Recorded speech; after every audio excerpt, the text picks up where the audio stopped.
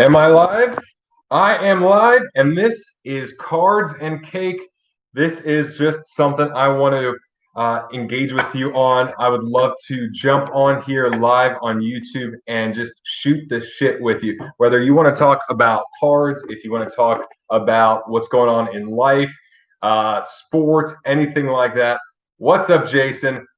You know, you hit your first printing plate. I've seen those things on CompC, and I was actually going to pull the trigger on a printing plate, and I did. But one thing I got to tell you, Jason, expect a package in the mail in the next couple of weeks because I sent out your gift pack today. So, what's up, Third Mill Sports Cards? Guys, I don't have a topic here. I have nothing planned. I want to know what's on your mind. What is going on in your world? Every Tuesday night, the reason I decided to do this is that every Tuesday night is my cheat meal night. And this is my cheat meal. I want you to take a good look because whatever it is for you, whether it's pizza or French fries, this is what I do every single Tuesday night. I take one of my little California herb medicine chocolates right here, one of these little California things, and every bite of this chocolate cake just comes to life. So I actually have a whole plate of vegetables I have to eat first. That's how my mom taught me. Eat your veggies first. I had a killer leg workout today, and then I'm gonna crush that cake. I kind of want to just keep it up just so y'all can see it because oh, so good. What's up, Fantasy Football Card Quest? That is actually my best friend from Tampa who I got back into sports cards. He's having a great time. Bill P, what's going on? Let me ask you guys, what's on your mind? What's going on in your life or in sports cards? Anything that you are excited to talk about right now? Yeah, you got to like that California herb medicine, man. That, one of the perks that the taxes are insanely high here, but one of the perks is these little things are legal and socially accepted. So anyway, I was actually just talking to my best friend Andy, Fantasy Football Card Quest, about uh, 2017 Prisms. He actually had an interesting incident where he bought 41 of these Prism Dak Prescott cards, second year rookie, as in like second year after his rookie year is 2016, so 2017, and they sent him silvers. So Fantasy Football Card Quest, if you want to just put that in there, exactly what's going on, because we were discussing this, but basically like 41 Dak Prescott second year silver prisms that have sold for like $12 or so on CompC, you got for like $1 each, which is amazing. Sports, man, seriously, like this has been rough without sports. I mean, thank God for sports cards because we've turned it into our own version of sports because now we can become kind of like the athletes or kind of like the ones involved. But we got racial injustice, we got coronavirus, we got unemployment, we got everything so hard, so brutally tough in society that sports was our one escape and that was taken away. So now we got at least sports cards to look at. But what's going on in your world? Give me someone throw out a question or a comment or something to talk about. I don't plan on being here for more than probably 15 or 20 minutes. I just wanted to get in the habit of this. So first thing I want to ask you guys. Oh, sweet. Good job, Jason, on that Tom Brady. Basketball, dude, honestly, Sean, my whole strategy this is what I got to mention because if you look at my videos and you see the cards I'm buying, it's a lot of low end stuff and it's a lot of proven stuff, and that's because so many people are getting into the hobby that I feel are getting in for the wrong reasons or are just after the money that they will pump any player out. They will buy any card that anyone mentions. And those are the people I don't really trust being in here long term because they could be the ones using the last $100 on their credit card limit to buy it, outbidding other people that are way too high. So if I'm buying a Kevin Durant rookie card for $1,000 because the price has gone that high, but collectors are really just going to pay $600, and I have to rely on selling a card to another speculator who's about to max out his credit card. That makes me nervous. So that's why right now I see it as sports cards are big, they're coming back, but what are the cards that are so overlooked of proven players that I know that $1 card will easily be worth 7 or 8, and that's the way I like it because if a card was worth $500 before this little bubble, before this huge bubble, and now it's at 1,000, if I buy it at 1,000, yes, it can go up to 1,500 or 2,000. But if all these kids that have their parents' credit card, they don't have jobs, they are on their last line of credit, all these things, they get out, the bubble bursts for them, then that card might go back down to 500, and that's what I'm nervous about. A card that I paid $1 for, or 3 or 5, or even 10 or 15, I don't feel that level of worry. See, the thing is with basketball cards for the playoffs, it's like I knew the playoffs were going to come months ago, right? Either the season's canceled or it's not, but regardless, we knew the seeds that were going to be at the top. Now we have a couple extra teams in there, but I knew this was going to happen. So I was looking at NFL while everyone else was just starting to look at NBA playoffs. Listen, this is where my mindset is right now. What's up, MMA Pixels? What's up, Big DM, Big D, Mick G 73. That's right. Yeah, vintage. Here's the thing. Vintage is safe. The classics are safe. There's this Warren Buffett quote which I want to pull up, and this is going to be in one of my videos because if Warren Buffett says it, you can apply it to pretty much everything. Beware the investment activity that produces applause. The great moves are usually greeted by yawns. That means that the more exciting the investment, usually the riskier and more not horrible, but the riskier it is, the safe, secure investments are usually the ones that are boring, but that's what keeps us going long term. So while everyone else is just buying on the hype, I'd rather just look at those $2, $5 Brady cards, the Kobe cards I've been buying, the Drew Brees, the guys that when this bubble bursts, whatever it is, or at least simmers down, I'll feel very good that, hey, it's still Drew Brees. It's still a Topps Chrome of Kobe Bryant. It's still a second-year Tom Brady card. Barry Sanders. Hey, you know who else? This is who I'm buying right now, who I like. And this is just me not telling you that this is good because I could be completely wrong. I like Adrian Peterson. I think I was a fan of him after he hit his kid with a stick. That's a joke. But I like AP because I used to play with Adrian Peterson in Madden back in 08, 09, and he was ridiculous. So there's this Topps Chrome card. I think it's a second-year Topps Chrome of Adrian Peterson where he's doing the juke move, and you can see him in that hardcore juke, and it reminds me of playing Madden back as a kid. And as quarterbacks, there's only Russell Wilson, Tom Brady, Aaron Rodgers, Drew Brees as those guys I think of as Hall of Famers. They already earned it. Besides that, I'm thinking, all right, are there any wide receivers or running backs? And running backs, they get injured, they last 3 or 4 years, and they're out. AP has overcome injuries. He's lasted forever. Frank Gore is another guy that my buddy Andy, Fantasy Football Card Quest, was talking about. But let's see what else we got here. AP, yeah. And I don't know if you heard me earlier, Jason, but check your mail in about 2 weeks because I sent you something special. What else we got? All right, how about this? Let's say NBA is not canceled. We see the playoffs to the end. Who do you have winning it all? Pretty much LA or anyone else? Crickets. Crickets or delay? Clippers, all right. What's up, new creation? Yeah, for me, living in LA, there's a 50-50 chance that LA wins. You have the Lakers and Clippers versus the rest of the league. So I'm going to take it with that. Bucks.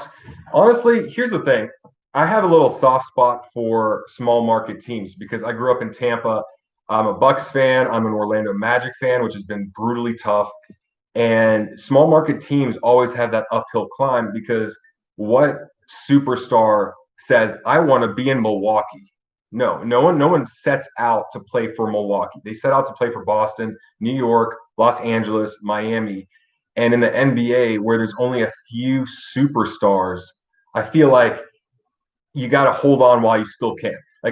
It's funny. I always say, if I ever meet Shaquille O'Neal, I'm going to tell him that he was my first heartbreak. When I was a little kid, I had my Shaq jersey. I was the biggest Shaq fan. I played ball like Shaq because I was taller than other kids, but I had no skill. I just was taller at the time. And that is how I would play. And he was just the man. He was charismatic. He was powerful. He was dominating. And he was the last hope for Orlando to get on the map. And then he left to Los Angeles to become a Laker. Penny Hardaway couldn't do it by himself, of course, because, I mean, like, you lose Shaq, you're not going to do well. And then all of a sudden, my hopes and dreams with the Magic disappear until Dwight Howard comes. Funny enough, I just sold a Dwight Howard rookie card on CompC for like a 6x profit. You know, people are desperate. And then Dwight Howard and the Magic almost beat the Lakers. Well, they didn't almost beat the Lakers. They almost won the championship. I think this was like 09, 010, something like that. And besides that, like, until like after they lost to the Lakers, I think it was 4-2 the Magic lost in that series. It was just downhill, and it was so hard to become a big fan of the Magic because they just struggled for the last decade. But then the Buccaneers, the Tampa Bay Lightning, who's been dominant, except last year they just got worked in the playoffs in the first round. But in the NBA especially, it's just like, you want to be a superstar? Well, you go to LA, you go to New York, you go to big cities. It's hard to say, hey, come to Milwaukee. So I kind of hope the Bucks. I don't hope the Bucks win just because I live in LA, but I do know what you're saying, because it's tough being a small market fan in a sport like the NBA where the players have so much leverage. It's not like the NFL where there's 11 on each side. NHL, there's several lines. Baseball's all over the place. Everyone stays healthy. Sean, you got the Clippers. Dude, honestly, man, with the riots going on in LA, there's boarded up businesses. The unemployment was somewhere around 55% unemployment. LA has been ravaged by coronavirus and by the racial injustice, the riots, and all that stuff. So for some positivity to come from a championship would be amazing for the city of LA. So either way, I'm good. I'm good at either one. Yeah. Let's see. Value players like Steve Nash, Dirk. Okay. Here's the thing. This is where I'm trying to figure this out, because you have guys like Steve Nash, Jason Kidd, Dirk Nowitzki, Tim Duncan. I like them.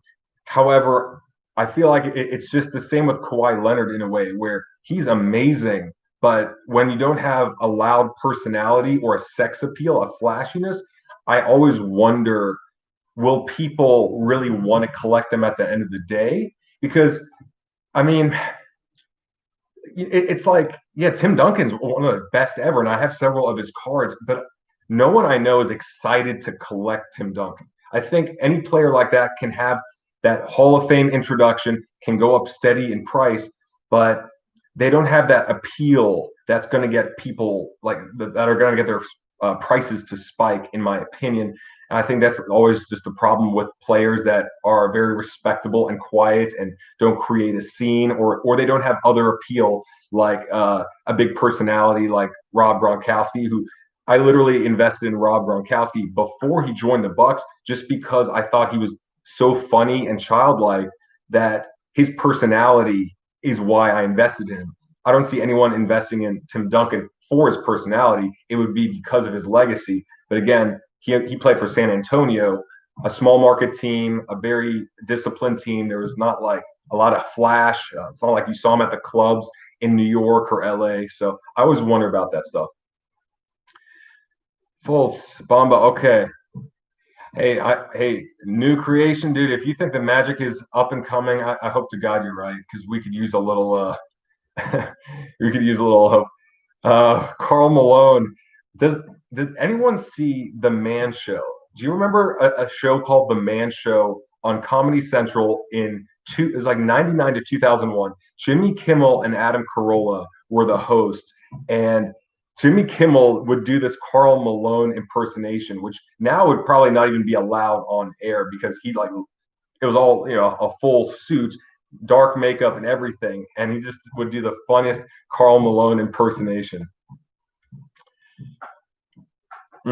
Jersey Shore for sure, man. I have a Dex Flow Toys. What's up, man? Yeah, I remember when Jersey Shore was huge. I used to have for a Halloween costume, a whole group of us went out as Jersey Shore, and it was just the best time, because it's like, well, we have to get hammered, because if not, we're not in character. So, good times. True story. If any of you guys have ever watched The Real World, I was actually auditioning to be on The Real World when I was 20.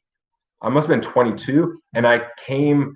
They said I was two. Like if two people got kicked off, I would be on. So I wasn't the first replacement. I would have been the second, but my life would have been so much different. I would have been a D-list reality celebrity. Duncan, dude, I love Duncan, man. And honestly, I prefer Duncan. I'd love to be neighbors with Tim Duncan. He'd look like he'd be a nice guy just to wave to as he got his newspaper. Like, hey, you never have any, there's never any noise complaints. You're never loud. You look like a respectable guy. If I came, brought you over for dinner, you'd bring a bottle of wine and maybe like your wife would have like a little, I don't know, bundt cake or something she'd bring. So girls on trampolines. Yes, you remember Third Mill Sports Cards, dude. The Man Show was. I'm gonna drop the F bomb here. Hopefully, no one's under 18. It was fucking awesome. I love the Man Show. And then Joe Rogan actually replaced the host, Joe Rogan and Doug Stanhope. But it was never the same. It was Adam Carolla and Jimmy Kimmel. That show was amazing. And I don't think there's any girls on this stream. If so, let me know. But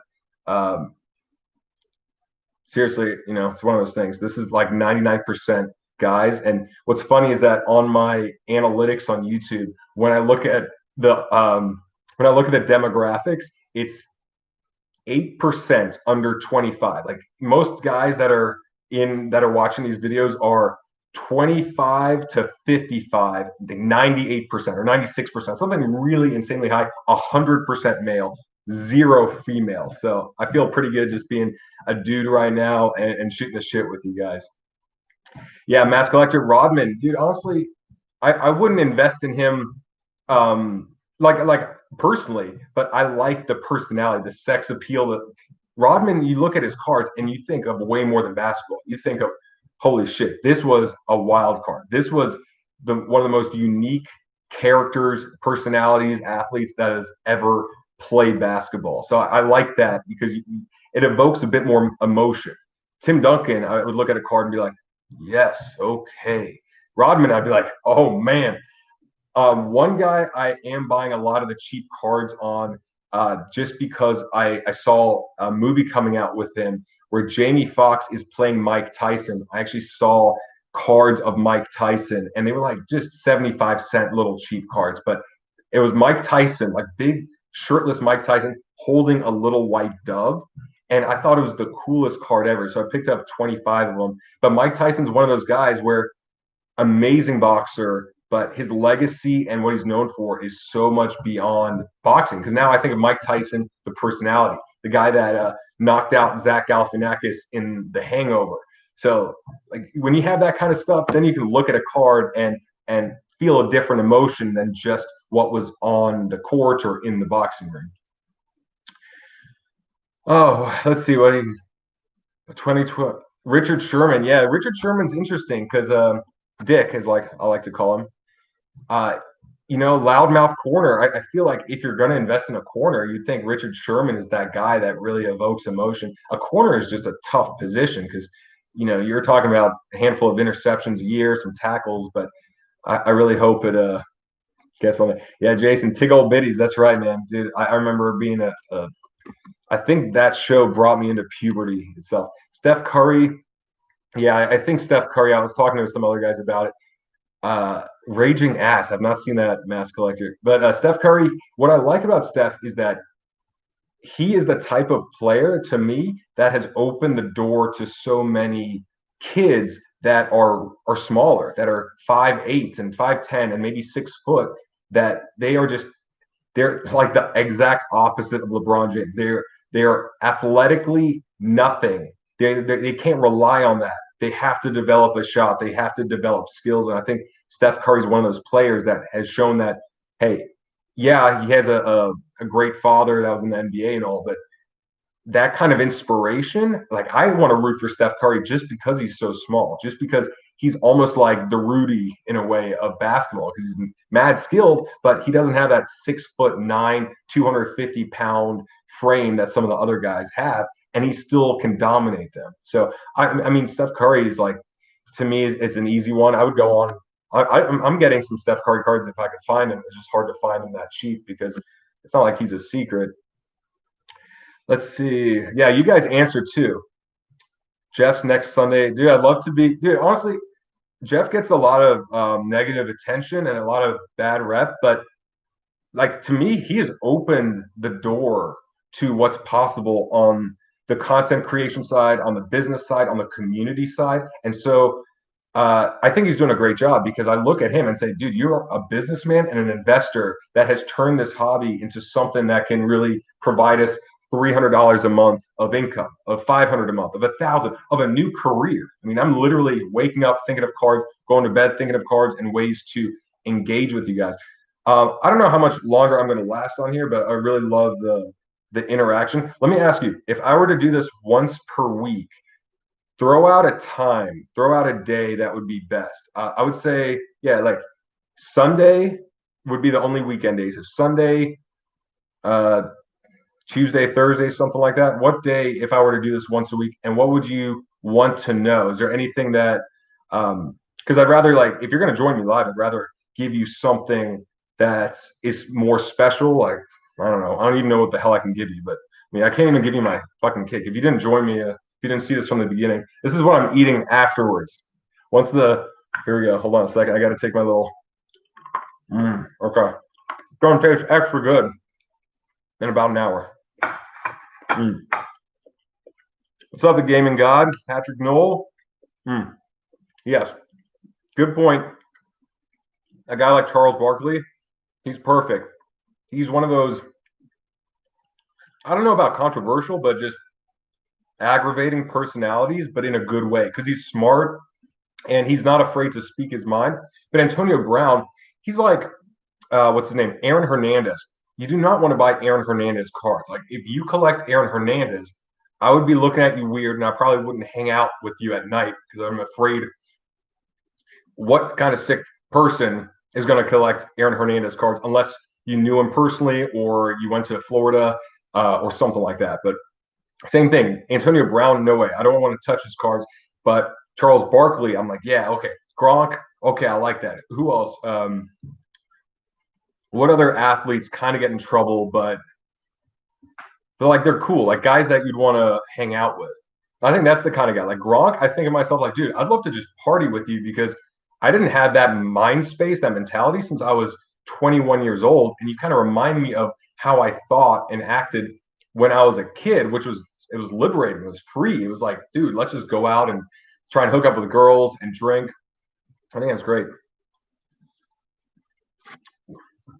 You have a weed dispensary in Toronto, Jason. That's awesome, dude. I like Pat's. Yeah, man. This is it, man. There's a place called Sweet Lady Jane here in Los Angeles, and this is actually 2 slices. But I used to have the hook. I mean, you might be able to see the pre-cut here. I'm not gonna try and tip it over. That'd be horrible. But there's a place where I used to come every Tuesday night for about 2 years straight, and I got to know the guys there. So one guy was an actor. He was actually in a couple of commercials I would see. The other guy was this like really nice older gay man, and they would just both hook me up. They would be like, "Here's the biggest slice. I'll only charge you for one slice, even though I'd bring my girlfriend or a friend of mine or whoever."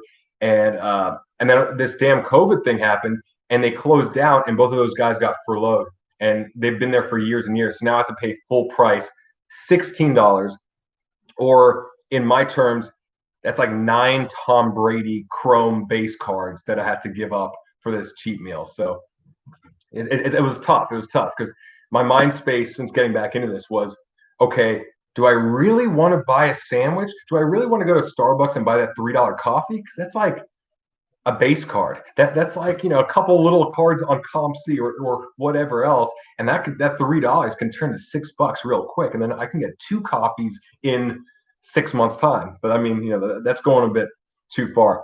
Yeah, Vic, dude, I'd love to see what Michael Vick's any night but the weekends. Okay, cool. Thanks for letting me know, Mike C. And yeah, Sunday. Okay, so now Dex Flow Toys, you're saying that's the other Friday at 7. Here's the thing. On Fridays, I see that no one's on YouTube or very few people are on YouTube in my viewership. So that's why I'd like to know. Yeah, Des Bryant, that's an interesting one. But back to Vic. Yeah, I'd like to see what his card prices are from the day he was drafted to a couple of years ago, because that roller coaster of just like highest highs to lowest lows and then back to a huge contract. I think he was the first player to have two separate $100 million contracts in the NFL, something like that. But it was insane. James Harden, dude, I think I have him in my upcoming video where he kind of reminded me of Kimbo Slice, the UFC fighter that died, and it always freaked me out because the beard and that crazy look is like, I don't know. But interesting dude. And I think Jeff of Sports Card Investor just mentioned that James Harden's prices are going up. Odell Beckham Jr. Yeah, you know what? Good point.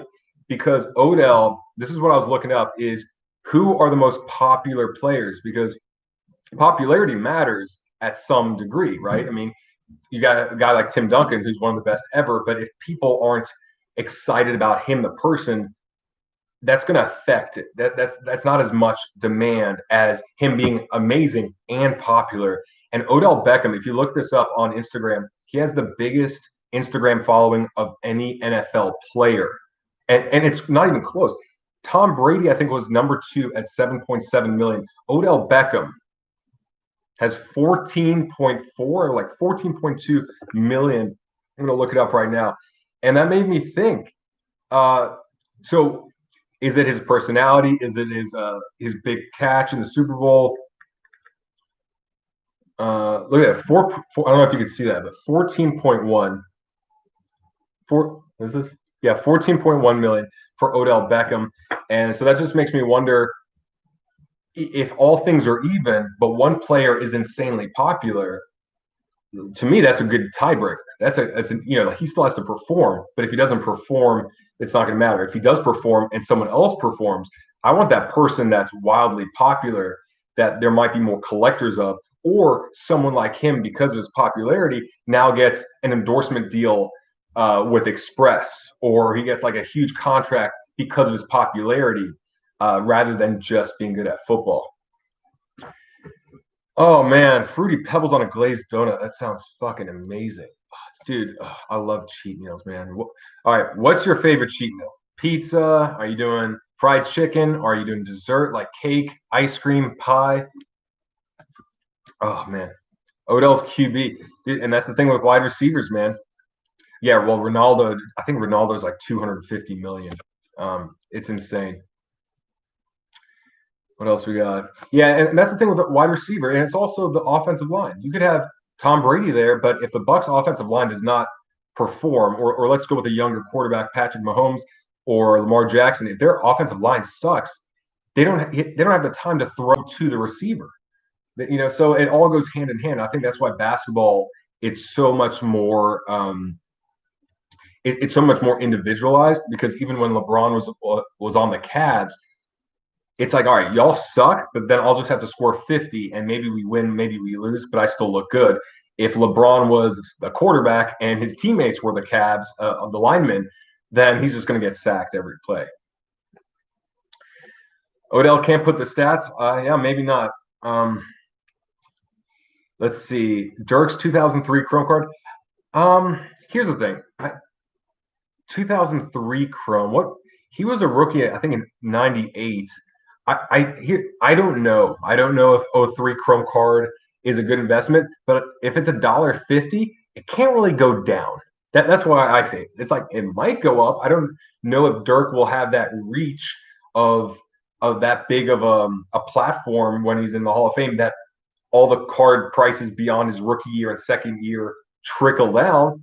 But at $1.50, dude, it's $1.50, man. That's like half a Starbucks coffee. So if you like it, then that's what I would do. Like a lot of the cards I buy, they might go up, they might not, but for the price I'm paying, I'll make a giant collage and just throw it on my wall behind me. Patrick, the future of sports card value based on social media, I think it's an aspect. I think popularity is an aspect, and with more people, I don't know how old you guys are. I'm 33. I'm sure most people in here are 25 to 45, but social media is not slowing down. The usage of internet's only picking up. So I would imagine athletes will become more popular on social media and there'll be more of a connection there in the future. That's why some guys like, I think Drew Brees only has 100 and maybe more, maybe like 300,000 followers. It doesn't matter because he still is Drew Brees. But in the future, that might matter a bit more because I would be modeling in the last couple of years, and what clients would do is before it would be name, agency, age, and then they would do name, agency, age, social media handle, and the amount of followers. And if that was that important in a little thing with a little modeling, I know a lot of the giant endorsements out there, the Nikes and the big brands, they're looking at players, they're athletes, actors, whoever that can get the message out to their people, the people that they want to target. And if certain players have huge followings and that's the way they want to target them, then they're more likely to get that deal. That deal. It just makes sense. So I don't know how it's going to correlate, but I would imagine going in that direction for sure. Yeah, Chris Godwin for sure. Jalapeno Cheetos, nice man.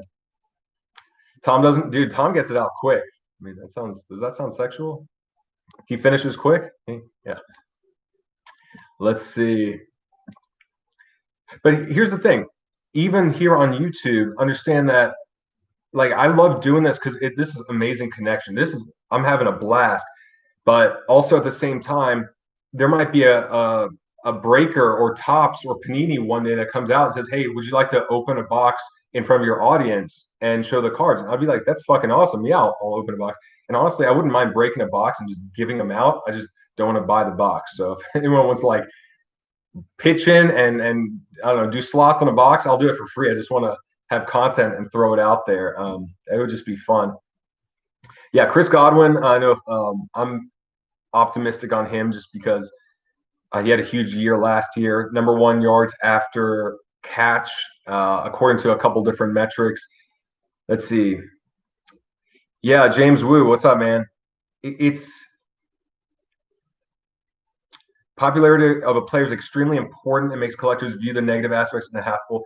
Yeah, for sure, man. I mean, it's just I think this is what I'm realizing is that certain cards. Think of this: certain cards you look at and you feel something, right? The cards that are in our collection, it's not a logical choice. Usually, for the investment sake, it's logical. I bought this at $44 and it should sell for 200 in 6 months based on this.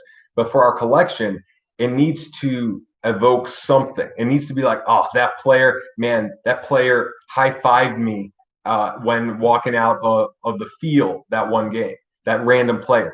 That one card right here reminds me of a set that I used to have when I was a kid. Or like a lot of the cards I like now, I literally had when I was 13. That's worth way more than the actual price because it's the emotion. So what players do we feel that emotion about? What cards do we feel that emotion about? I think even as investors, if we can tap into that collector mentality, then we'll be able to become better investors. Because now we can say, I could see why a collector loves this. Like the Kobe Bryant's blue jersey card. I think it's 2007, 2008. But he's wearing a blue jersey, and I like it because I've never seen Kobe on a card in a blue jersey. So to me, it was special. It kind of looked like Michael Jordan's UNC colors. So as a collector, that's my collector brain saying, "Wow, this is so unique. This is so cool." New creation, Kaepernick. I said this in other videos. I said Colin Kaepernick, racial injustice. He's gonna be the face of it, and he doesn't have to play a single down in the NFL ever again because his legacy is he was that player that kneeled down, that created this huge movement around racial injustice and police brutality. And people are going to be drawn to collecting his card for what he's known for outside of sports. I don't know a damn stat about him. He's a good runner, threw the ball okay, great athlete. Doesn't matter, but I feel like his legacy is sealed, at least in that way. What else we got? Michael Thomas, National Treasures. Oh, nice. Fantasy Football Card Quest. What do you think of Michael Thomas? I know we were talking about him, and obviously Drew Brees is throwing him the ball. Gaming God LJ, my girlfriend's German. I actually got her a Dirk Nowitzki card. But here's another thing. I'm sorry, I'm getting distracted here. Here's another thing about Dirk is I was asking a friend of mine, what do you think of Dirk's prices going up because he may be mentioned more because of Luka's presence in Dallas and perhaps Luka bringing Dallas to a new level of I don't know, not the promised land, but like deeper in the playoffs and comparing they're both European, they're both whites. Dallas is not the Mavericks are not like the most desirable team to go to. It's fine, but it's not like a huge market team that everyone grows up and dreams of playing for. So I can imagine commentators and the media always saying, "Well, the Mavs have not been this successful since Dirk Nowitzki, or they haven't won since Dirk Nowitzki." Da da da da. And I wonder if that's going to bring a little attention to Dirk. Boba Fett, I saw that and I was like, Boba Fett, wasn't that like a Star Wars dude? I don't know who Boba Fett is. I'm kind of, I don't know if he's baseball, but if it's baseball, like if it's not Ken Griffey Jr. N64 video game, don't know a damn thing about baseball. But I'd like for you guys, if you know, there you go, Jason. Bo Bitchett. Bo Bitchett could be a good player, great player, not likely. Yeah, if you ask me about baseball, I'm like, in fact, I don't know too much, but here's the thing. That's why I'm also buying the cards I'm buying, right? I'm buying the Brady's, the Kobe's. I'm buying cards that they're guys that I know about that I might cross reference with my friend Andy there, who's really good at fantasy football and understanding that. But I got to stick with the guys I know for sure because I've been away from watching sports so much because before doing this, sports was something that took a lot of time, but it didn't bring any money.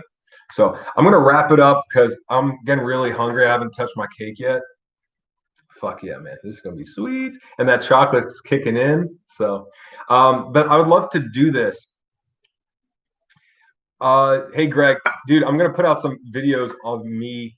They're actually uploaded in the system already. This is what I'm thinking is uh, I have like 6 or 7 videos, including me on CompC showing how I do all this that I'm just trying to trickle out. I don't want to put it all out at once because then I don't really have other stuff. So what I'm thinking is if you're on my email, if you went to the comebackcardinvestor.com and got on that, I'm thinking of just putting those videos as unlisted on a separate page so that anyone on that list can just watch those videos before they go live because unfortunately, I have a lot of that stuff out. I just can't upload it every day because then I wouldn't have any reserve for, when life actually picks up. Gary V on the Hardaway rookie card. Fine. Dude, I think I'd like to buy the 500 Hardaways from Gary V just because it's Gary V. I'd be like, Gary, if you sell it to me, I'll buy it. Just I want to like personal note or something from you, but not because of the cards at all. Like what's funny is I'd like to see how many Tim Hardaways have gone up in value just from that. He catches everything. Who are you talking about? Are you talking about Chris Godwin? I'm guessing. I don't care about any Hardaway except for Penny Hardaway. Yeah, Penny Hardaway is the only Hardaway I like. But Greg, great idea. Thanks, man. Now I wouldn't buy a Hulk Hogan card right now. He's just some bad history of social injustice. Yeah, man. Dude, and that's the crazy thing. I was actually nervous about Drew Brees' prices for a moment just when he made that statement about not being cool with kneeling for the flag. And I knew when this happened, I was like, so because someone asked me, is his prices going to tank? And I said, if they do, it'll be very short lived because looking at Drew Brees, there's very few players with that long of a track record that you could say, this is a good dude, or at least feel that way about. Like if Drew Brees had some horrible hidden secret, then he's done a great job hiding it because like when he made that statement, it was, oh, dude, you missed the mark, like you said, but you don't have a bad heart. You're not a bad dude, and you're gonna apologize. It's gonna be cleaned up, and it's gonna resume. It's not like someone like I would rather Drew Brees say the wrong thing than Antonio Brown say the right thing because Antonio Brown, his resume is he's a troublemaker versus Drew Brees. His ridiculous resume is that he's a good dude that may have messed up that one time. And I would rather take that because in this society too, I'm nervous as hell on the things I'm saying just because it can all get spun out of context very quickly, very easily. And I think that's why I like YouTube a bit more, because I can explain this in full and try and cover my tracks where there might be some gaps there. All right, man. Matt Kemp. Oh man, Jason, someone get on baseball. I want to help you out, Antonio, but I'm gonna lose like 50 followers right now. Baseball bores me, man. Like, I'm sorry. I grew up, I don't know if I have ADHD or something, but the gap between each pitch is like 7 minutes. Am I the only one that feels like that? I wish I played it. I wish I can get into it because it'd be cool. But someone talk about Matt Kemp for me, please. Ziggy, what's up, man? This is Ziggy No. Everyone knows Ziggy No because Ziggy No was interviewed on Jeff's podcast, or Jeff's station as well. Just recently did an amazing job. Very well spoken as well. And he is the, what do you, sorry, that edible's starting to kick in. Ziggy is the moderator on Jeff's Sports Card Investor Facebook group. So if you're on there, that is where you would know him from. Yeah, there's Fantasy Football Card Quest calling you out. You got it, man. All right, guys. It's been 41 of the best damn minutes of my life. I'm going to go. Oh, yeah, by the way, I'm going to go live with Scott Greenberg. He is the co-founder of StarStock. I'll be going live with him on Thursday, shooting the shit about StarStock, the latest, all the complaints, the feedback, the good, the bad, all that stuff. So if you have any questions for him, there is a separate link about that. Just write them in there because we want to hammer it through. We'd love to have you on there as well. Whether StarStock lasts, whether it emerges, whether eBay just gobbles them up and spits them out, I don't know. But I'd love to see you there and at least engage and make this hobby a bit more, a bit better in every way possible. Thank you, Ziggy. Starbucks account? Oh, StarStock, yeah. I do have an account. I've not really explored StarStock that much since that video. I'm sure the inventory is a lot higher because I know they're hiring more people, but I'm still yet to make my first purchase. And since I'm not buying a lot of those rookie cards that they accept, I've not sensed anything that way. But I'm very eager to have this live with him and see where it is now versus just a couple weeks ago when he was on with Jeff, and see what the movement is there. The fact that they're backed up by the founder of FanDuel gives me reason to believe that they'll have enough capital, they'll have enough know-how to navigate it, and that they have a good chance versus some of the others. But you never know in this industry. eBay, I think, could easily just buy StarStock up or merge with CompC or merge with StockX and then just eliminate everyone. Like Google just buys anyone that is a threat. Amazon does the same thing. All right, guys, I think I have to go because Seth, Tom Brady is like the chocolate cake of quarterbacks. The best fucking thing ever. Should I just leave it like that? Is that a good exit? Yeah, for sure, Ziggy. You got a good point. All right, guys, I got to end this because that cake is calling. That edible is hitting me like a ton of bricks. And I will see you guys later. Remember, the comebackcardinvestor.com. Get that little guide. It's nothing fancy, but it might be one little tip that helps you if you're new. If you're more experienced than me, you probably are like, haha, this is stupid. But hey, go on there, and I'd love to share whatever I can with you. That's it. Peace. I'm going to eat some cake.